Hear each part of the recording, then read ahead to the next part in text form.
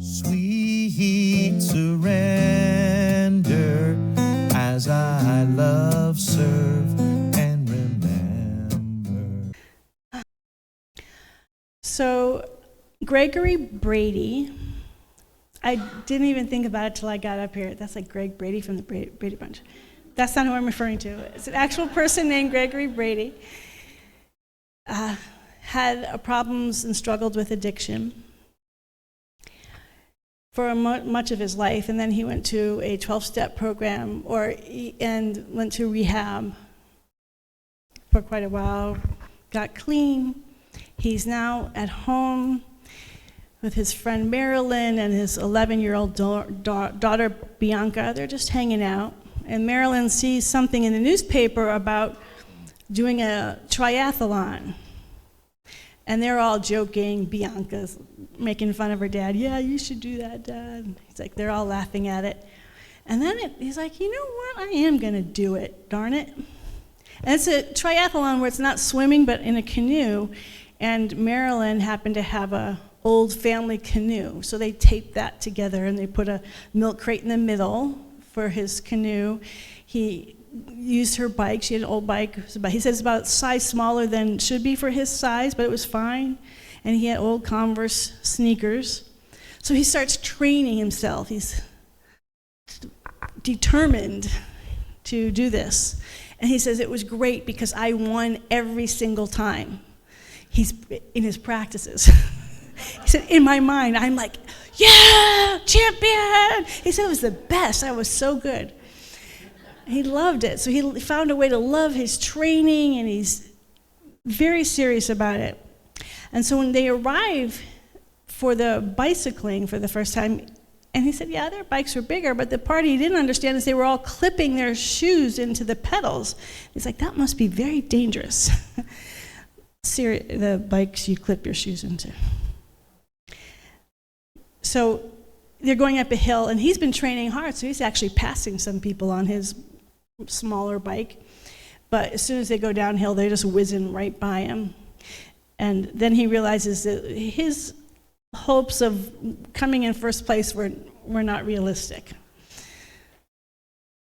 Then they go into the boat. And he said, like, they have these, like, really sleek canoes. He says they got fire symbols, and kids who are, like, shaved because they don't want to have any air resistance. And he's like, I'm just plugging along. I'm like, I don't even know if my boat's moving. They're just flying by me. We have to go around 4 times, and I'm standing in my milk crate trying to go on this thing. I said, by the time I got to the end, they were all gone. I was the last one out. And as he's getting out, he sort of messes up, so he gets his shoes wet, so his Converse sneakers are now soaking wet. So he starts running. And for a long time, he's just like, I just don't want to be last, but realizing even that wasn't going to happen. So he's just like, I just want to finish. And he's coming up to the end. This is in Massachusetts, and so it ends at Tanglewood, which is a beautiful outdoor concert space in Massachusetts, where Boston Symphony plays. And they're all in their celebration already. The party's already going. But he sees that they still have the clock going. It's been 4 hours and 45 minutes. And as he sees it, he doesn't see a pothole, and he falls. And he's just exhausted and tired. And he said, and then someone came up and put his hand on his back. And he said, all I know is I just suddenly felt very safe. And this guy bends over and he says, look, the guy who finished this first place, he did it in like 2 hours. He said, no one's going to remember him. You cross that finish line now, everyone's going to remember it. And he said, and his wife came over, and she starts pouring water over him to cool him down. And he said, I wasn't looking at them. I don't know what they look like. I was just mesmerized by their $500 shoes. So he stands up, and he keeps falling. They keep sort of dragging. So I don't know if you've ever seen anyone at the end of a long race where their legs give out. They can't really walk, but they're trying. And so the guy keeps lifting him up. She keeps pouring water, and he sees his 11-year-old daughter. And he said, she looks awful. She's terrified. And he said, I saw that face on her so much of her life growing up, because this father that's sort of limping along, she saw before he recovered. And he said, I felt like such a failure. But he wanted to but he just didn't have much energy, so he gets up, and then he falls down, and he keeps going with this guy helping him. And then suddenly he looks up, and he sees his daughter move next to the finishing clock. And she sees her puff out her chest, clench her fist, and she says, "That's my daddy!" And he said everything just shifted, and he just stood up, full on, and he walked himself right across that finishing line to be enveloped by her hug and her love. Determined devotion. Even when we still continue our practices, but we feel like we're failing all the time. We continue to show up because we're determined to know that there's something greater than this in our lives. When I first started on this path, Yogananda was one of my first teachers, and he was what I would call a master meditator, as is Shinra Suzuki and Michael Beckwith. And they were, especially Yogananda would talk, but they were all like, you have to be the example. If you're going to be a spiritual teacher, you have to be an example. And one reason why I've never taught meditation myself, I have, but not my own path or anything, because I don't feel like I'm not a master meditator. So I've decided on the example of the opposite. So that's what today's going to be about, the determined part. When you're not the master at what you do. I started the month off with seeing what brings you alive, and I talked about Kobe Bryant, a master at what he does. You know, it's easy to look at masters and say of course they are brought alive. They're a master at something. But we all are here to be brought alive. As Howard Thurman said, where he's talking about I want to be more loving, and he also said what the world needs is that which brings you alive. Do what brings you alive, and that serves the world. That's how we open our heart to the world. But we have to choose it. So last week we were talking about what brings us alive, and we have to choose it. And the one thing we all are is spiritual. And there's no higher or lower in spirit. That we are all, the fullness of spirit is within each and every one of us equally, but we have to choose that spiritual life. We have to choose to live it. So we have to discover what brings us alive. And even when I say spirit, how does spirit bring you alive? Everyone here has a different path spiritually. What is it spiritually that brings you alive? What gets your boat? What excites me might be different than what excites you. What excites you spiritually? So getting to know who you are spiritually and what brings you alive spiritually, and then choosing to be devotional. But of course, then comes the determined part, which is the action. Taking an action, because you can make all the choices you want in the world, but if it's not followed by action, that's a sort of almost an impotent devotion, because we're not acting on it. And so in January, for those, if you weren't here in January, we were talking about various spiritual practices that people could do to bring that alive. And there's millions of spiritual practices. Someone started cataloging it. Michael Murphy, who started Esalen Institute, back in 1972, he started cataloging all the different spiritual practices. And after 10,000, he's just like, okay, enough. And that's 1972. It's been 50 more years. There's uncountable amount of spiritual practices. But you find the ones that work for you, and you devote yourself to them to bring it alive. Now I talk about feeling like I am the opposite of Yogananda or Shinra Suzuki, because I'm not a master at anything. And I want to talk about that in terms of determined devotion. Because the thing that I knew and was choosing to know was that God was love, and I was giving my life to God. So even if I was failing, I was still giving my life to God. I was still showing up, not knowing if there's ever going to be a benefit to what I was doing. Like, I'll listen to Reverend Michael, well, if you're not really meditating and unless you're in this really high theta state, and I'm like, well, guess I'm not meditating, but I still meditate anyway. I keep showing up, even though I'm not reaching all these things that I'm supposed to be reaching, I still show up. And it makes a difference.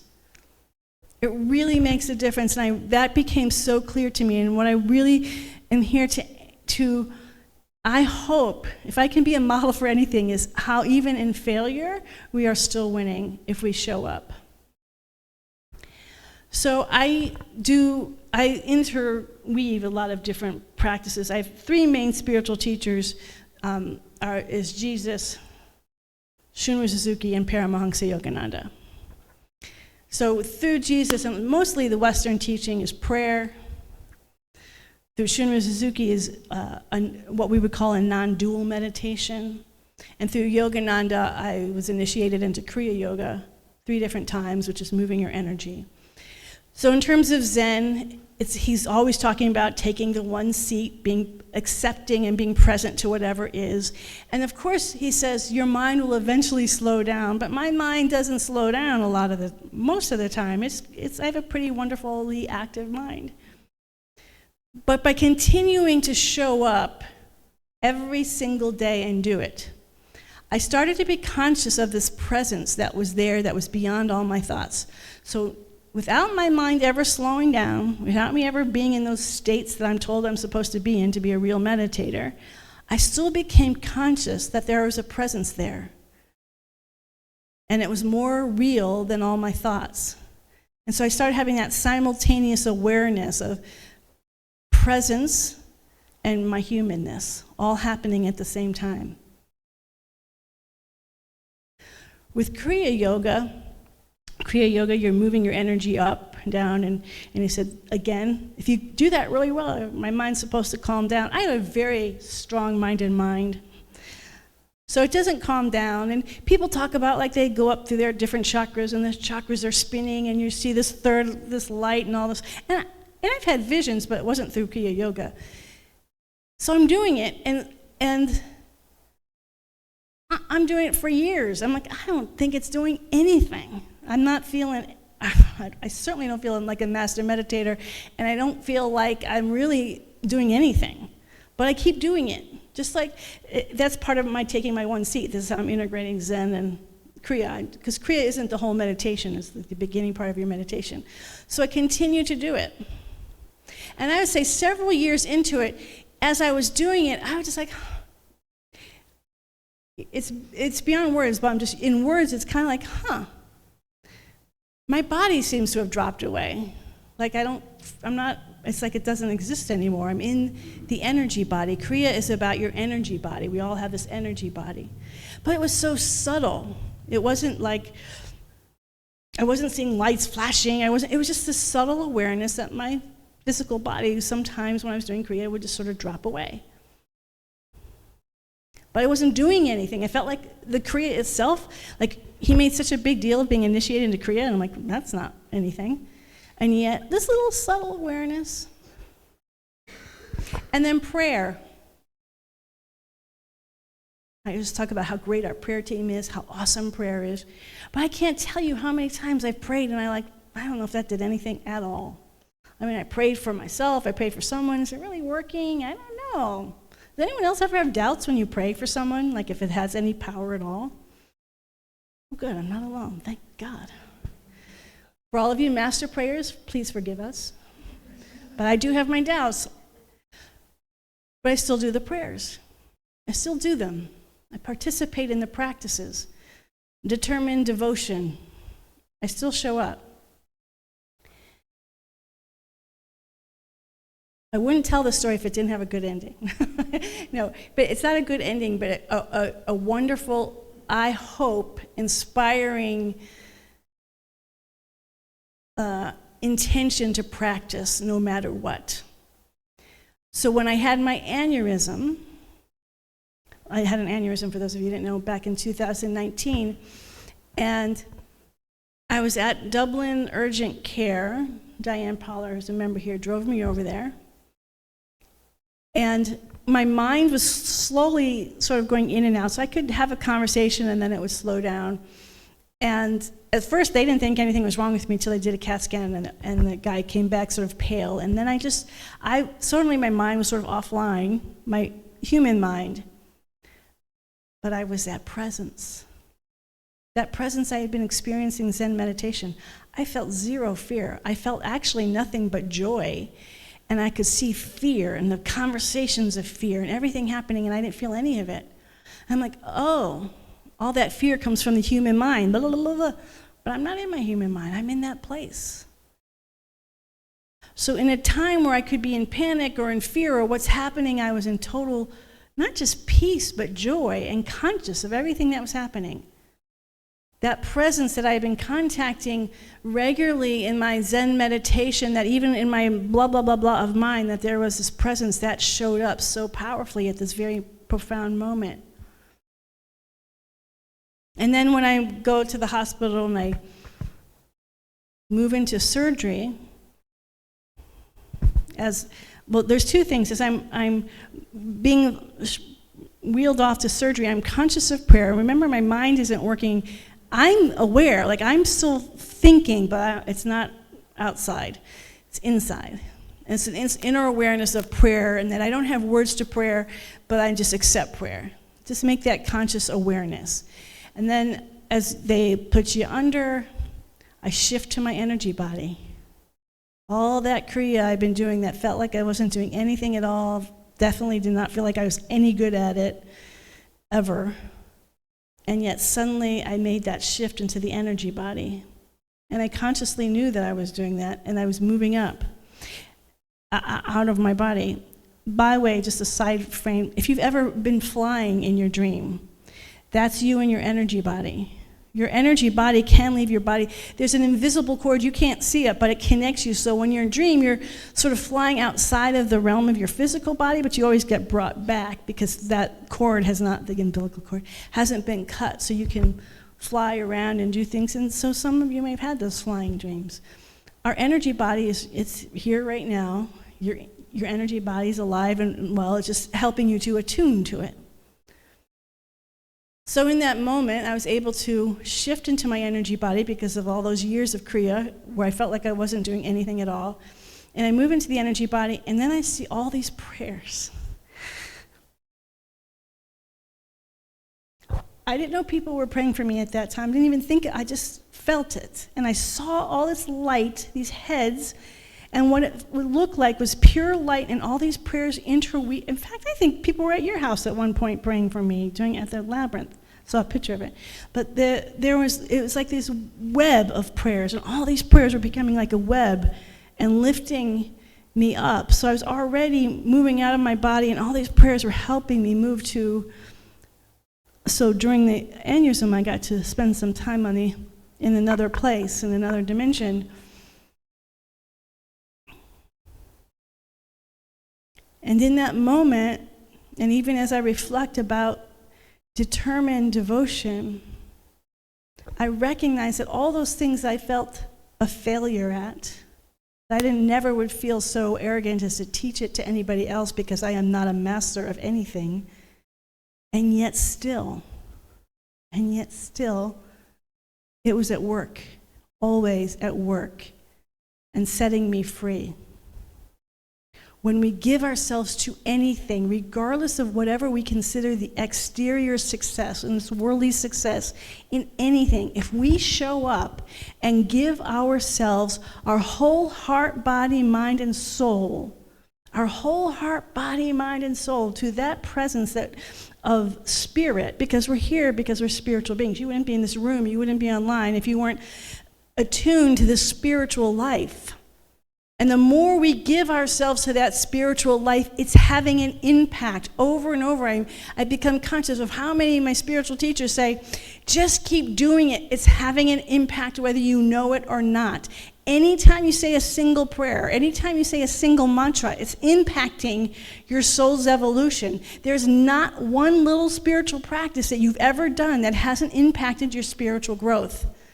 So no matter what all your human judgments might be, it's working, and you may not be able to see it, but it's working. Determined devotion. Eventually, all of us are going to be moving to the other side, and it does matter what we've been devoted to while we're on this side.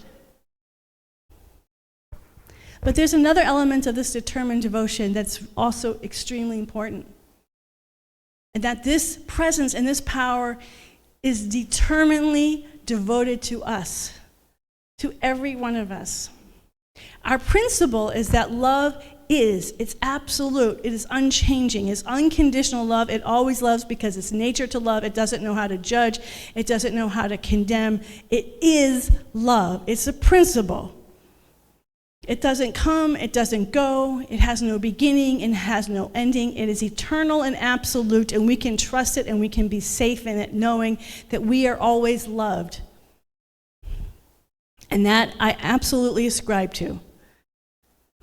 And think about any love that you've ever felt. Do you, when you are in love something profoundly and deeply, do you just go, yeah, I'm love. I love everything. I just love. Is that how love shows up in you? No, it's energy. And what is it? There's passion all the time. It's givingness. It's infinite generosity. When you love anything, what do you want to do? You want to give more of yourself to it. So if we are doing our best in our very small human form, devoting our love to it, and the infinite oceanic love of the universe, of which we are created, of which we are just a small little tiny expression, is pouring its love into us in every moment of time and space. What would it look like if we actually became determined in receiving it? Determined that this infinite oceanic love is not giving us to us in little bits here and there, and it gets tired after a while, so please stop coming to me. All the time, every single day, 24 hours a day, 7 days a week, 365 days a year, sometimes 366 days a year. Decade after decade, millennial after millennium, this presence loves, and it loves powerfully, it loves generously, it gives itself completely to us.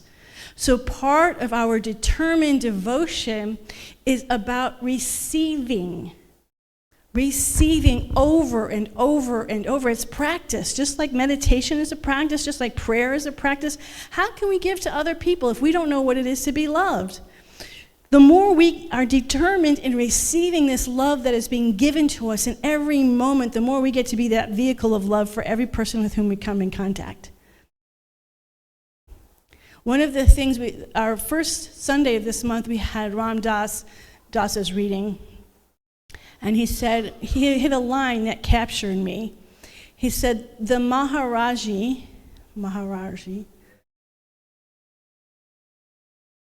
oversees every minutia detail in my transformation.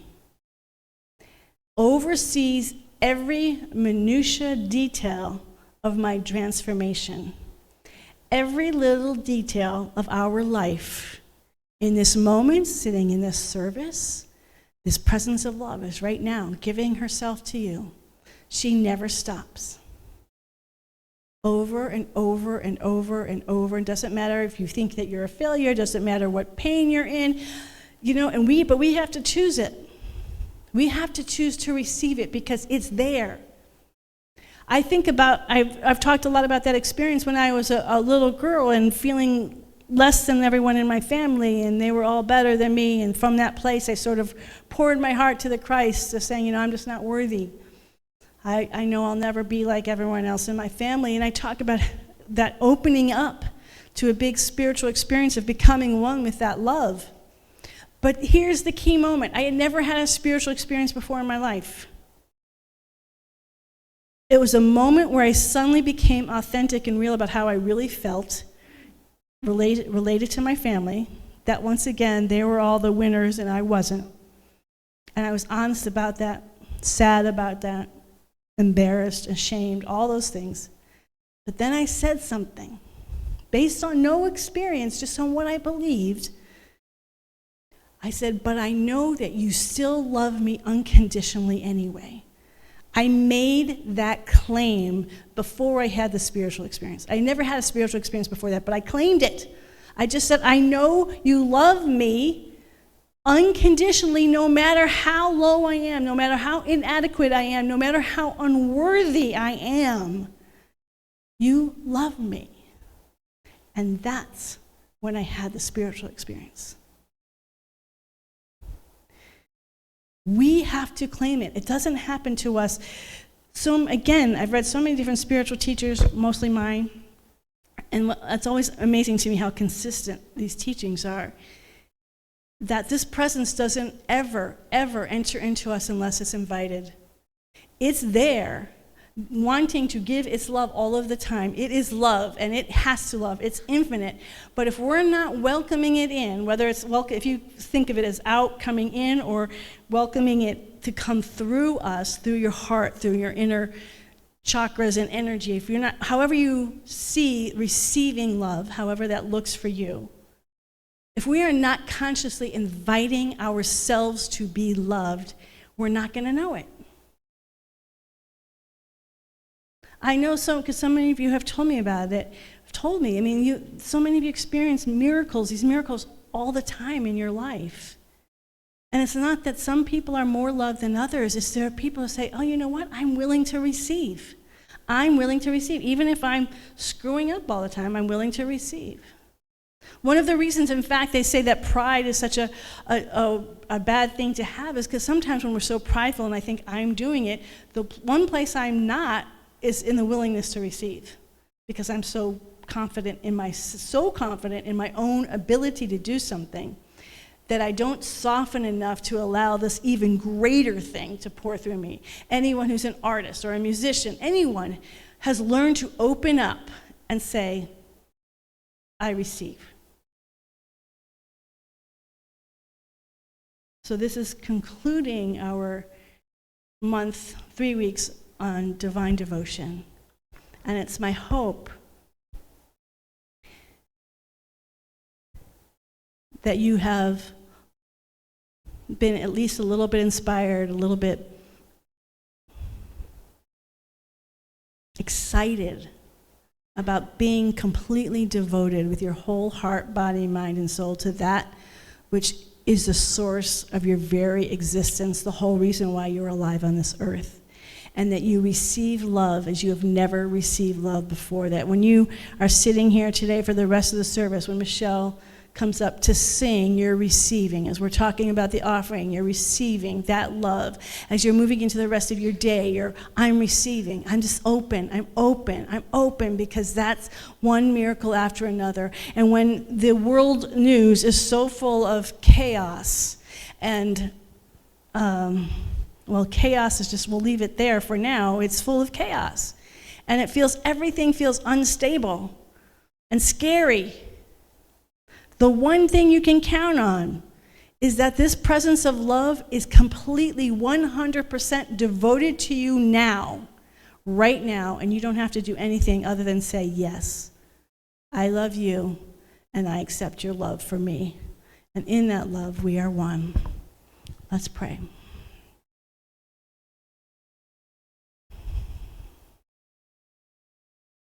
And so as we begin our prayer, let us pray first with this wonderful spirit of receptivity.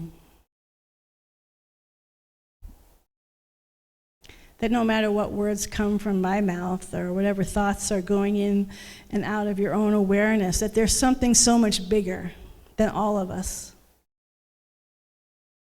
So much bigger than all the words and all the thoughts and all the ideas. So let's just take a moment and connect with that which is bigger, that is beyond concept.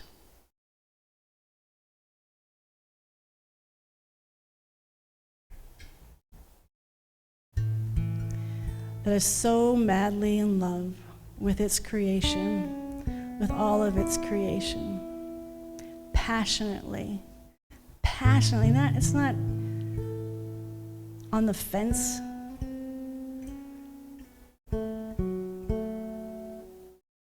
It's fully engaged to the extent that we welcome it in our hearts.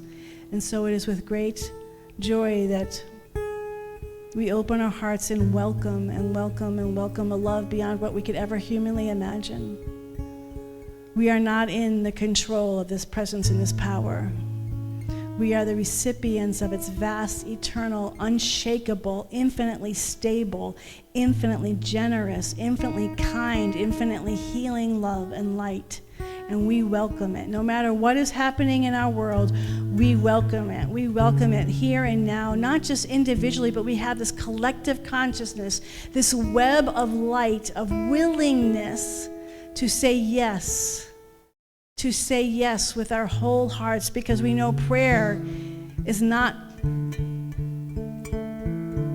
just with words, but it is with the power of love behind those words. So we connect in our hearts, heart to heart, soul to soul. Let us connect heart to heart, soul to soul, in receiving this infinite oceanic love. Let it become bigger and stronger through this web of light and love that connects all of us here and now. And we give thanks that everything that everyone in this room and that's hearing this prayer online, in the future, people all over this planet in prayer with and through and as this love is receiving exactly what we need to heal. To remember that we are always unconditionally, unlimited love beyond this world of form, beyond this human world, and that we carry this light out into the world because we know who and what we really are. We know that we are always loved and that we are always loving and lovable. For all the love that is pouring through us, received by us and shared by us and given to us in that wonderful love and heart of devotion, I just say thank you, thank you, thank you. And in this gratitude of oneness, where there is never any separation when we receive and we give with our whole heart, body, mind, and soul in love, we know that everything is done here and now. Healing is happening. Alignment within our beautiful individual beings and as a collective. Alignment.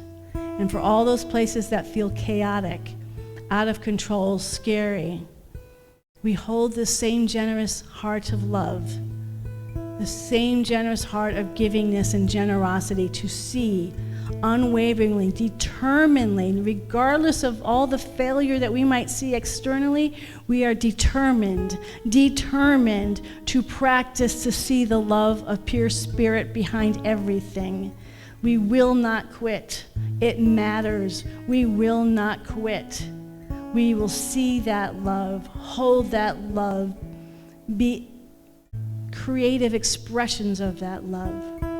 Even as we have received that love, we pour it out for this entire planet, knowing it does absolutely make a huge difference. And so for all of this good, more than words will ever be able to say, we just give thanks and we let it go. We completely release it, surrender to it, give our lives to it, say yes to it, and knowing in that all is well and it is done. And so it is. Amen. Amen. I walk in God in all